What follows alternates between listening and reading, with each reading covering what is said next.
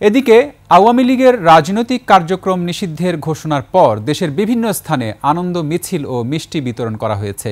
ছাত্র জনতার দাবি, ফ্যাসিস্ট আওয়ামী লীগ নিষিদ্ধ হওয়া আরও একটি বড় বিজয়।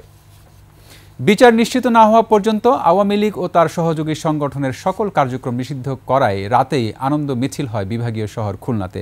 আওয়ামী লীগ নেতাদের বিচার শেষ না হওয়া পর্যন্ত দলটির কার্যক্রম নিষিদ্ধ করায় নাটোরে শুকরানা মিছিল করেছে জামায়াতে ইসলামী। উপদেষ্টা পরিষদের বৈঠকে আওয়ামী লীগ নিষিদ্ধের খবর পাওয়ার পর সিলেটে মধ্যরাত পর্যন্ত আনন্দ উল্লাস করে এনসিপি, বৈষম্য বিরোধী শিক্ষার্থী ও ইসলামী ছাত্র শিবির। লালমনিরহাটে আনন্দ মিছিল ও মিষ্টি বিতরণ করছে জেলা জামায়াত।